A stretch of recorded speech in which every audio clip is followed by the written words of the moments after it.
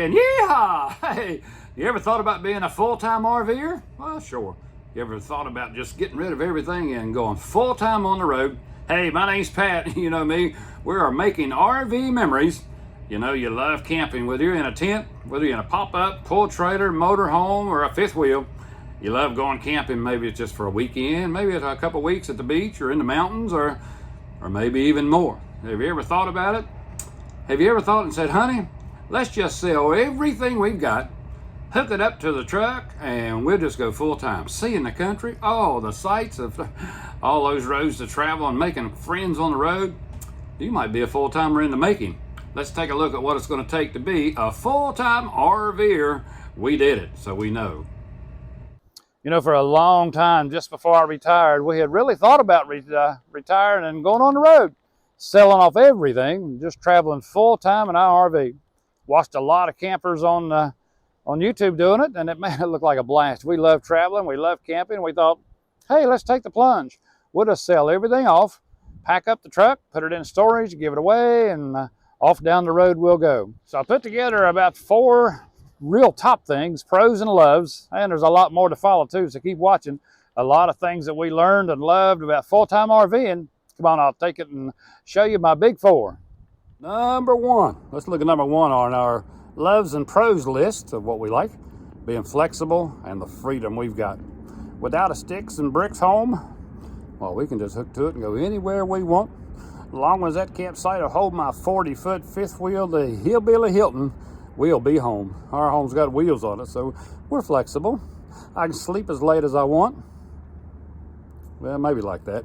No alarm clocks. Don't have a 9 to 5. We're not working for the weekend, as I always used to say. So now we got 6 Saturdays and a Sunday in our calendar. Been a blast so far. That's part of the number 1 love that we've got for being a full-time RVer. Hey, and number 2, the mobility. Hey, like I say, we got wheels on our house, so we can hook to it and take it just about anywhere we want. You remember that old redneck saying? If your house has wheels on it, you might be a redneck. Yeah, we are. We got advantages over a stick house. I don't have any grass to mow. Don't have to worry about the maintenance all around the house. We don't have to clean it. And when we do clean it, well, we can have this 40-footer cleaned.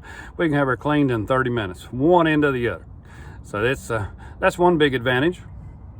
And wherever we're camped at, if neighbors get too loud, we don't like the campground, back up the old dually, hook up to the Hillbilly Hilton, and down the road we go.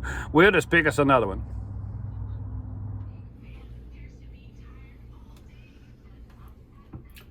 Oh, now that we've covered number 1 and number 2, don't forget, old number 1 and number 2's got to go somewhere. That's right, into the sewer. And somebody's got to hook that sewer hose up. And then a sticks and bricks house, that's all taken care of for you. Here, somebody's got to hook up the sewer hose. Not fun, but it's got to be done. And when that old sewer gets full, got to pull that handle, let all that number 1 and number 2 go whoo down the drain. But not bad. But just remember, don't let your black tank get too full, because it's got to be gone. Number 3 on our full-time RV list that we love is the travel. You know, they say the trip is as much fun as the destination sometimes. So you get to see everything on your way by, knowing you're going to get there very soon. So when you got wheels on your house, you just hook to it, keep on traveling down the road. You can see all those different places. We've been to the beach. Oh gosh, we love the beach. Love that sand, love the ocean. You can see all that there. It is pretty nice stuff. Been to the mountains. We love the mountains. Raised in West Virginia, so you know we love those mountains. And we've been to the Smokies. We love going down to the Smoky Mountains too.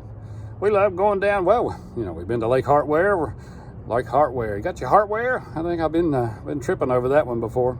Went down to the Toccoa Falls. We've seen some stuff down in Orlando, and yeah, we've got to do some traveling. We've done more traveling here in the last 6-7 months than we've done on 50 dozen vacations. So we do love our mobility. And number 4 on our love that list we've got, and a pro, is the convenience of some of the campgrounds. You know, I think I got spoiled with these full hookup campgrounds. I don't have a power bill. I don't get a water bill. I don't get a sewer bill. Now, a lot of them don't have cable, so we have to rely on our antenna to bring me in my Andy Griffith and my Judge Judy shows. But other than that, it's pretty neat. Most of all the campgrounds have pretty well kept us spoiled with not having all those external bills coming in. All of them's been so far so good as far as being decently level. So the campgrounds pretty much will take care of you, all for one price. Some of them have, I guess all of them will have laundromats. We've got washer and dryer inside the Hillbilly Hilton here, so we haven't had to go chasing down any laundromats, but most of the campgrounds will have a washer, a dryer, or maybe a creek down there with a washboard you can go down and wash your clothes out down at the creek side. Well, I listed all the loves that we've had. Had a little bit of fun with all those loves. Hope you enjoyed that list. I don't have any hates at all. Don't have anything that we've hated about this little adventure. Some maybe some inconveniences. And that's probably the leading one, I guess, our limited storage space. I only have a little bit of basement storage, some up front, and Glenna's just got cabinets in there. So you come out of a 3,000 square foot house and move into a 300 square foot house, limited storage is going to be something expected. So we've downsized.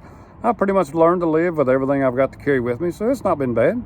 Packing and unpacking. As soon as you get there, everything's got to be unpacked and the trailer's got to be leveled and set up, and she's got to arrange everything inside, and it's not really, it's a little bit of an inconvenience. It's not bad. We're getting used to it. We're getting quicker at it. Hooking the truck up, unhooking the truck, and getting everything set for that particular campground. And on travel day, remember to pack your lunch. When you're dragging a 25-footer or a 40-foot fifth wheel like we do, you're not going to get on a restaurant parking lot. You're not going to get through Mickey D's drive-thru. Now, we can get into our fridge if we pull over to the side of the road. So we can get in the fridge and pack us, we pack a lunch, or we can fix something from leftovers, or maybe we picked up some roadkill on the side. We can get it all fixed up. But just remember, you're not going to go into a sit-down restaurant if you're pulling a big rig behind you. The parking lots of these restaurants are tight, and you forget the drive-thru. Pack a lunch, Pat said.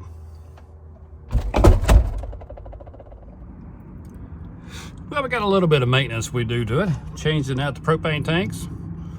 Almost like when somebody was in the shower and hollered, "Pat, I'm out of hot water. Change your propane tank." So I did have to come out and switch tanks from one to the other, which you don't normally do in the stick-built house, but there's a few little things we do to the RV that you don't have to do at the stick house. And just changing out those propane tanks, that's not hard. We'll take a tank off every couple, 3 weeks, using a little bit more propane out of this winter time and running the propane heat. Nice thing about it is, most of the time when it's above 35, the campground will pay for my power bill, so we can run the heat pump and a couple of electric heaters and keep us snug as bugs in here in the Hillbilly Hilton. But changing out the propane tanks, you can see they're just 30-pound tanks, pop right off, take them to get them refilled, and boom, we're back in business. Not a hard one. Just a little bit of light maintenance on the RV, other than what I used to have to do on my sticks and bricks house. It's not too bad. It's something you get used to. It's an RV. You gotta like the RV lifestyle to get into a little bit of light maintenance. It's not bad. We love it. And yes, we did love it. Of course, camping's not for everyone. A little bit of work involved, but well, you got to really love the lifestyle. Hey, and another thing you got to think about, and that's where you're going to gas up your rig. Whether it's in a big motor home, whether you're pulling a real long fifth wheel or just a small travel trailer, some of these fuel stops, they're really hard to get into. Can't just pull into a regular gas station. You got a rig behind you that you got to get through there too. Try to get to the pumps. Whether you're gassing up with gas or diesel. And if you're camping up north in the winter, that real dirty word we always say, snow. That's a bad word. But be sure you got everything all battened down and insulated. Make sure you got some heater tanks, and hopefully you got a well-insulated camper. Keep those pipes from freezing. I took my water hose and just wrapped some heat tape in around it. And then I took some pipe insulation and put around it there, and wow, that really did the trick for us, keeping our water pipes from freezing and keep the water hose on the outside, so I would have some water the next morning when I got up to. Really want to keep everything thawed out. You just like say cold weather, brrr. Just make sure you got everything ready and covered for insulation to keep old man winter outside and you warm on the inside. And those are the reasons that we wanted to post up to show you. That's why we liked full-time RV living full-time. We just made our RV our home. We had seen a lot of that before we retired, and we thought, yep, going to try that. You know, Pat and Glenna, we're going to try anything and check it off our bucket list. But I did want to sort of show you some of those things. If you're thinking about becoming a full-time RVer, well, there's a few of the things you can think about. It's not hard. It's a little bit scary, you know, downsizing and selling off things you didn't think you'd ever sell. But it's a little bit exciting too, doing a lot of traveling, seeing places you'd probably never see unless you were out there full-time. Friends, gosh, we made friends, and well, you know, friends, you can never have enough friends, and you make them their lifetime friends too. We really had a blast. Now that we got our new to us Rockwood, we call him Rocky. We're going to be doing some part-time camping in it, and I'm going to show you every trip that we take. We're going to have a blast, and I'll share one of them with you there. We'll be making RV memories in old Rocky. That'll be our Hillbilly Hilton the 4th. So we'll be doing some traveling there. Hey, I hope you enjoyed the video. I wanted to put all together, especially those 4 biggies and all those little extras that I threw in there, just little things to think about. Nothing's hard about it, just routine things. If you like camping, I wanted to share them with you. We really had a blast with ours. Almost sort of miss it in a way, but now that we got us a home base, we can do some part-time camping and come back after a 3-week, 3-month, 2-day trip or whatever. Whew, sit down and get some rest. That's the way we're going to do it. I'm not a spring chicken anymore, so it takes a little bit of a rest to get her done. But hopefully the things that you can think about. I hope I helped you a little bit with the video. Subscribe if you haven't been a subscriber yet. Click that like button there and send me a comment. I'll respond to every comment I get.